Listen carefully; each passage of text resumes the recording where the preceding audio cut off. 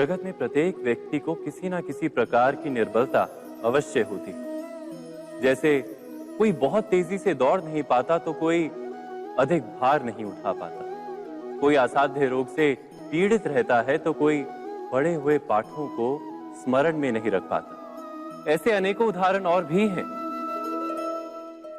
क्या आप किसी ऐसे व्यक्ति को जानते हैं जिसे सब कुछ प्राप्त हो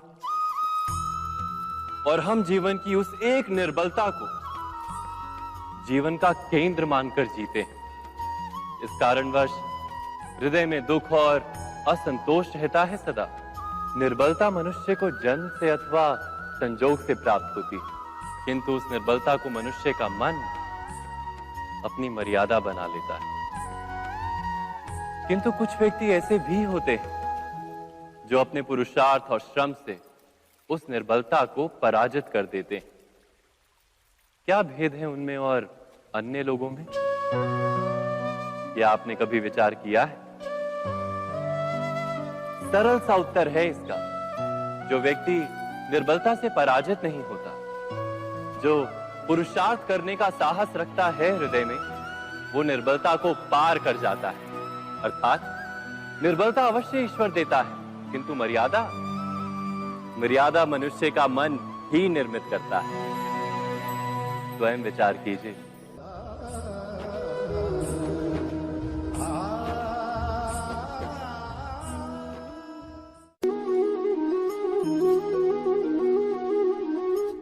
भविष्य का दूसरा नाम है संघर्ष।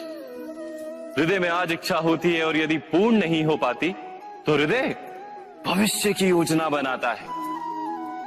भविष्य में इच्छा पूर्ण होगी ऐसी कल्पना करता रहता है, किंतु जीवन ना तो भविष्य में है ना अतीत में। जीवन तो इस क्षण का नाम, अर्थात इस क्षण का अनुभव ही जीवन का अनुभव। पर हम ये जानते हुए भी इतना सा सत्य समझ नहीं पाते। या तो हम बीते हुए समय के स्मरणों को घेर कर बैठे रहते हैं, या फिर आने वाले समय के लिए हम योजनाएं बनाते रहते हैं और जीवन जीवन बीत जाता है।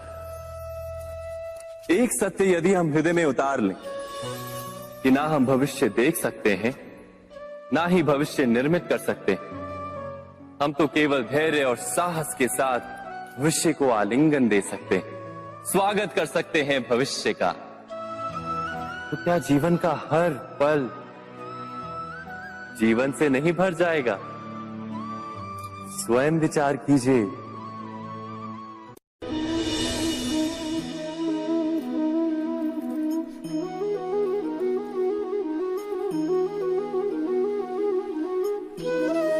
ज्ञान प्राप्ति सदा ही समर्पण से होती है, यह हम सब जानते हैं। किंतु समर्पण का वास्तविक महत्व क्या है? क्या हमने कभी विचार किया? मनुष्य का मन सदा ही ज्ञान प्राप्ति में विभिन्न बाधाओं को उत्पन्न करता है। कभी किसी अन्य विद्यार्थी से ईर्ष्या हो जाती है, कभी पढ़ाए हुए पाठों पर संदेह जन्मता है और कभी गुरु द्वारा दिया गया दंड मन को अहंकार से भर देता है। नहीं, क्या ऐसा नहीं होता? न जाने कैसे कैसे विचार मन को भटकाते हैं और मन की इसी अयोग्य स्थिति के कारण हम ज्ञान प्राप्त नहीं कर पाते। मन की योग्य स्थिति केवल समर्पण से निर्मित होती है। समर्पण मनुष्य के अहंकार का नाश करता है, ईर्ष्या, महत्वाकांक्षा आदि भावनाओं को दूर कर हृदय को शांत करता है और मन को एकाग्र करता है। वास्तव में ईश्वर की सृष्टि में ना ज्ञान की मर्यादा है ना ज्ञानियों की। गुरु दत्तात्रेय ने तो गाय और श्वान से भी ज्ञान प्राप्त कर लिया था। अर्थात विषय ब्रह्म ज्ञान का हो या जीवन के ज्ञान का या गुरुकुल में प्राप्त होने वाले ज्ञान का, उसकी प्राप्ति के लिए गुरु से अधिक महत्व है उस गुरु के प्रति हमारा समर्पण। क्या ये सत्य नहीं?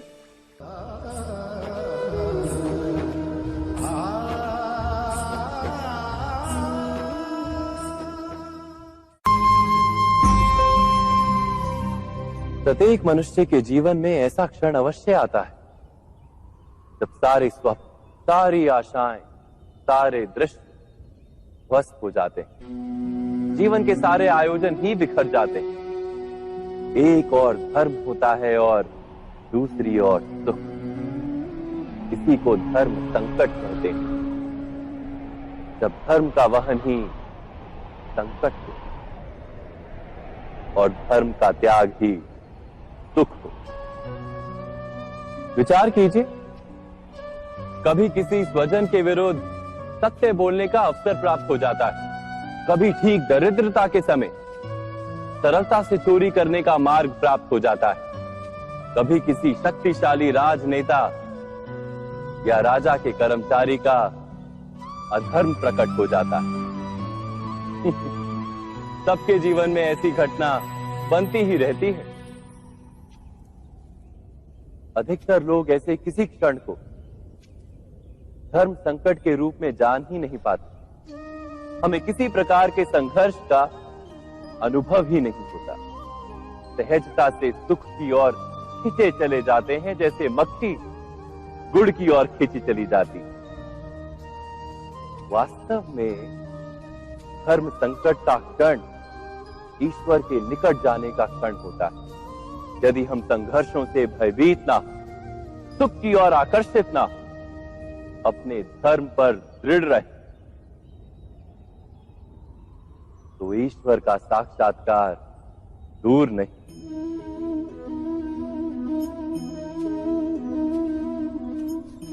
पवन से युद्ध करने वाला पत्ता यदि पेड़ से गिरता है तो भी आकाश की ओर उठता है। पवन से झुकने वाली घास वहीं भूमि पर रह जाती। अर्थात धर्म संकट से यदि हम संकट को ही टाल दें तो सुख तो मिलता है, जीवन बढ़ता है, किंतु क्या चरित्र नहीं टूटता? क्या आत्मा दरिद्र नहीं हो जाती? क्या ईश्वर से अंतर नहीं हो जाता? स्वयं विचार कीजिए। दो व्यक्ति जब निकट आते हैं तो एक दूसरे के लिए सीमाएं और मर्यादाएं निर्मित करने का प्रयत्न अवश्य करते हैं। हम यदि सारे संबंधों पर विचार करें तो देखेंगे कि इन सारे संबंधों का आधार यही सीमाएं हैं जो हम दूसरों के लिए निर्मित करते हैं। और यदि अनजाने में भी कोई अन्य व्यक्ति इन सीमाओं को तोड़ता है तो उसी क्षण हमारा हृदय क्रोध से भर जाता है। इन सीमाओं का वास्तविक रूप क्या है? क्या हमने कभी विचार किया? सीमाओं के द्वारा हम दूसरे व्यक्ति को निर्णय करने की अनुमति नहीं देते, अपना निर्णय उस व्यक्ति पर थोपते, अर्थात किसी की स्वतंत्रता का अस्वीकार करते हैं हम। और जब स्वतंत्रता का अस्वीकार किया जाता है तो उसका हृदय दुख से भर जाता है। और जब वो सीमाओं को तोड़ता है तो हमारा हृदय क्रोध से भर जाता है। क्या ऐसा नहीं होता?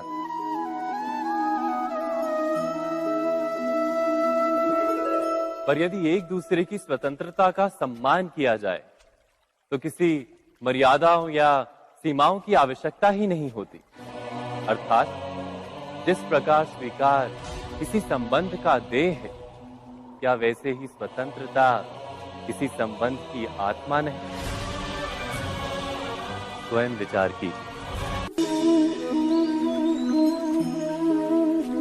सबके जीवन में ऐसा प्रसंग अवश्य आता है कि सत्य कहने का निश्चय होता है हृदय में, किंतु मुख से सत्य निकल नहीं पाता। कोई भय मन को घेर लेता है। किसी घटना अथवा प्रसंग के बारे में बात करना या फिर स्वयं से कोई भूल हो जाए उसके बारे में कुछ बोलना, क्या ये सत्य है? नहीं, ये तो केवल तथ्य है। अर्थात जैसा हुआ था वैसा केवल बोल देना सामान्य सी बात। किंतु कभी कभी उस तथ्य को बोलते हुए भी भय लगता है। कदाचित किसी दूसरे की भावनाओं का विचार आता है मन। दूसरे को दुख होगा ये भय भी शब्दों को रोकता है। तो ये सत्य क्या है? क्या हमने कभी विचार किया है? जब भय रहते हुए भी कोई तथ्य बोलता है तो वो सत्य कहलाता है। वास्तव में सत्य कुछ और नहीं, केवल निर्भयता का दूसरा नाम है। और निर्भय होने का कोई समय नहीं होता, क्योंकि निर्भयता आत्मा का स्वभाव है। अर्थात क्या प्रत्येक क्षण सत्य बोलने का क्षण नहीं होता?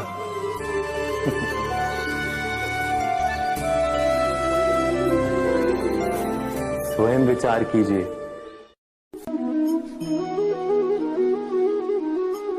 श्रेष्ठता का क्या अर्थ है? श्रेष्ठता का अर्थ है दूसरों से अधिक ज्ञान प्राप्त करना। अर्थात मूल्य इस बात का नहीं कि स्वयं कितना ज्ञान प्राप्त किया, मूल्य इस बात का है कि प्राप्त किया हुआ ज्ञान अन्य लोगों से कितना अधिक है। अर्थात श्रेष्ठता की इच्छा ज्ञान प्राप्ति को भी एक स्पर्धा बना देती है। और स्पर्धा में विजय अंतिम कब होती है?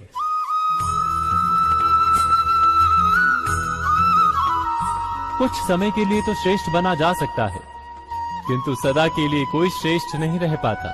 फिर वही असंतोष, पीड़ा और संघर्ष जन्म लेता है। किंतु श्रेष्ठ बनने के बदले यदि उत्तम बनने का प्रयत्न करें तो क्या होगा? उत्तम का अर्थ है कि जितना प्राप्त करने योग्य है वो सब प्राप्त करना, किसी से अधिक पाने की इच्छा से नहीं, मात्र आत्मा की तृप्ति हेतु कुछ प्राप्त करना। उत्तम के मार्ग पर किसी अन्य से स्पर्धा नहीं होती, स्वयं अपने आप से स्पर्धा होती है।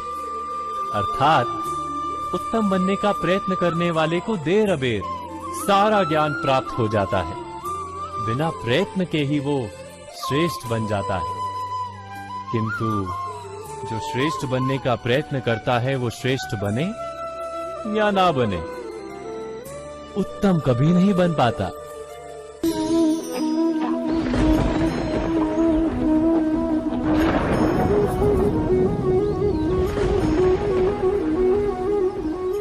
सपनों और पूर्वाभासों के आधार पर हम भविष्य के सुख दुख की कल्पना करते हैं। भविष्य के दुख का कारण दूर करने के लिए हम आज योजना बनाते हैं। किंतु कल के संकट को आज निर्मूल करने से हमें लाभ मिलता है या हानि पहुंचती है? ये प्रश्न हम कभी नहीं करते। सत्य तो ये है कि संकट और उसका निवारण सात जन से, व्यक्ति के लिए भी और सृष्टि के लिए भी। नहीं, आप अपने भूतकाल का स्मरण कीजिए, इतिहास को देखिए। आप तुरंत ही ये जान पाएंगे कि जब जब संकट आता है तब तब उसका निवारण करने वाली शक्ति भी जन्म लेती है। यही तो जगत का चलन है। वस्तुतः संकट ही शक्ति के जन्म का कारण है। प्रत्येक व्यक्ति जब संकट से निकलता है तो एक पद आगे बढ़ा होता है, अधिक चमकता है, आत्मविश्वास से अधिक भरा होता है, न केवल अपने लिए अपितु विश्व के लिए भी। क्या ये सत्य नहीं? वास्तव में संकट का जन्म है एक अवसर का जन्म, अपने आप को बदलने का, अपने विचारों को ऊंचाई पर करने का अवसर, अपनी आत्मा को बलवान और ज्ञान मंडित बनाने का अवसर। जो ये कर पाता है उसे कोई संकट नहीं होता, किंतु जो ये नहीं कर पाता वो तो स्वयं एक संकट है विश्व के लिए। विचार कीजिए।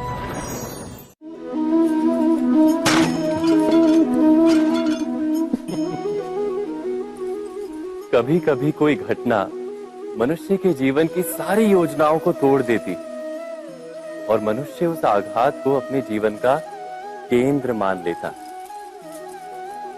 पर क्या भविष्य मनुष्य की योजनाओं के आधार पर निर्मित होते हैं? नहीं। जिस प्रकार किसी ऊंचे पर्वत पर सर्वप्रथम चढ़ने वाला उस पर्वत की तलाई में बैठकर जो योजना बनाता है, क्या वही योजना उसे उस पर्वत की चोटी तक पहुंचाती है? नहीं। वास्तव में वो जैसे जैसे ऊपर चढ़ता है वैसे वैसे उसे नई नई चुनौतियां, नई नई विडंबनाएं, नए नए अवरोध मिलते हैं। प्रत्येक पद पर वो अपने अगले पद का निर्णय करता है। प्रत्येक पद पर उसे अपनी योजनाओं को बदलना पड़ता है। कहीं पुरानी योजना उसे खाई में ना ढकेल दे। वो पर्वत को अपने योग्य नहीं बना पाता, केवल स्वयं को पर्वत के योग्य बना सकता है। क्या जीवन के साथ भी ऐसा ही नहीं? जब मनुष्य जीवन में किसी एक चुनौती को, एक अवरोध को अपने जीवन का केंद्र मान लेता है, अपने जीवन की गति को ही रोक देता है, तो वो अपने जीवन में सफल नहीं बन पाता और ना ही सुख और शांति प्राप्त कर पाता। अर्थात जीवन को अपने योग्य बनाने के बदले स्वयं अपने को जीवन के योग्य बनाना ही सफलता और सुख का एकमात्र मार्ग नहीं। स्वयं विचार कीजिए।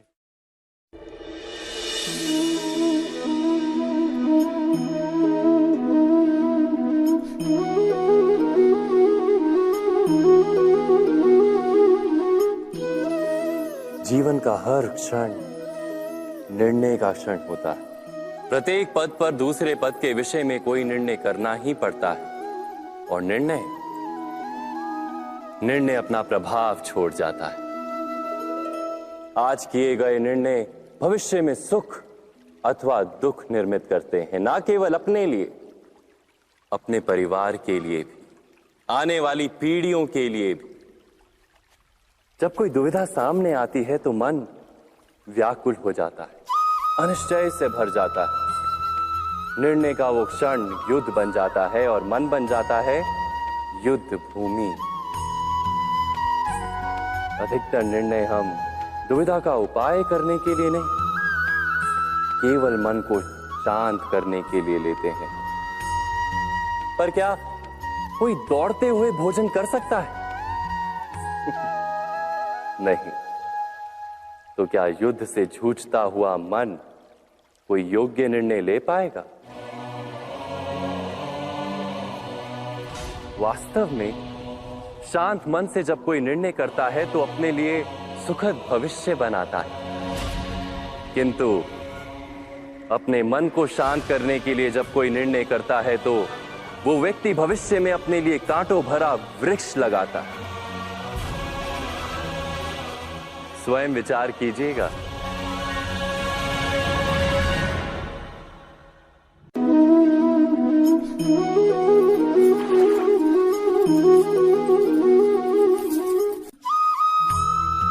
जीवन में आने वाले संघर्षों के लिए जब मनुष्य स्वयं को योग्य नहीं मानता, जब उसे अपने ही बल पर विश्वास नहीं रहता, तब वो सद्गुणों को त्याग कर दुर्गुणों को अपनाता है।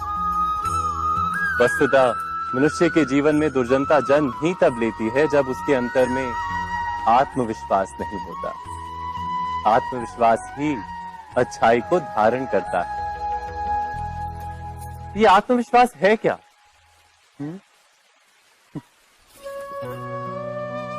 जब मनुष्य ये मानता है कि जीवन का संघर्ष उसे दुर्बल बनाता है, तो उसे अपने ऊपर विश्वास नहीं रहता।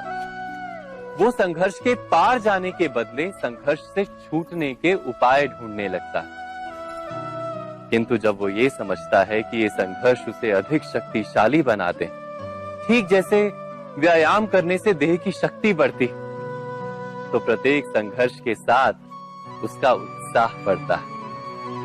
अर्थात आत्मविश्वास और कुछ भी नहीं, मन की स्थिति, जीवन को देखने का दृष्टिकोण मात्र है। और जीवन का दृष्टिकोण तो मनुष्य के अपने वश में होता है।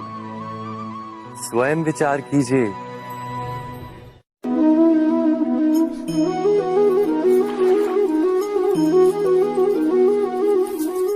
पिता सदा ही अपने संतान के सुख की कामना करते, उनके भविष्य की चिंता करते रहते।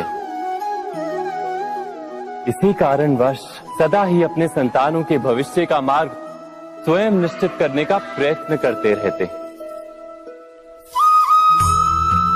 जिस मार्ग पर पिता स्वयं चला है, जिस मार्ग के कंकर पत्थर को स्वयं देखा है, मार्ग की छाया, मार्ग की धूप को स्वयं जाना है, उसी मार्ग पर उसका पुत्र भी चले, यही इच्छा रहती है हर पिता की। निस्संदेह उत्तम भावना है ये, किंतु 3 प्रश्नों के ऊपर विचार करना हम भूल ही जाते हैं। कौन से प्रश्न? प्रथम प्रश्न, क्या समय के साथ प्रत्येक मार्ग बदल नहीं जाते? क्या समय सदा ही नई चुनौतियों को लेकर नहीं आता? तो फिर बीते हुए समय के अनुभव नई पीढ़ी को किस प्रकार लाभ दे सकते हैं? दूसरा प्रश्न, क्या प्रत्येक संतान अपने माता पिता की छवि होता है? हाँ, संतानों को संस्कार तो अवश्य माता पिता देते हैं, किंतु भीतर की क्षमता तो ईश्वर देते हैं। तो जिस मार्ग पर पिता को सफलता मिली है, विश्वास है कि उसी मार्ग पर उसकी संतानों को भी सफलता और सुख प्राप्त होगा। तीसरा प्रश्न, क्या जीवन के संघर्ष और चुनौतियां लाभकारी नहीं होती? क्या प्रत्येक नया प्रश्न एक नए उत्तर का द्वार नहीं खोलता? तो फिर संतानों को नए नए प्रश्नों, संघर्षों और चुनौतियों से दूर रखना, ये उनके लिए लाभ करना कहलाएगा या हानि पहुंचाना? अर्थात जिस प्रकार संतान के भविष्य का निर्माण करने के बदले उसके चरित्र का निर्माण करना श्रेष्ठ है,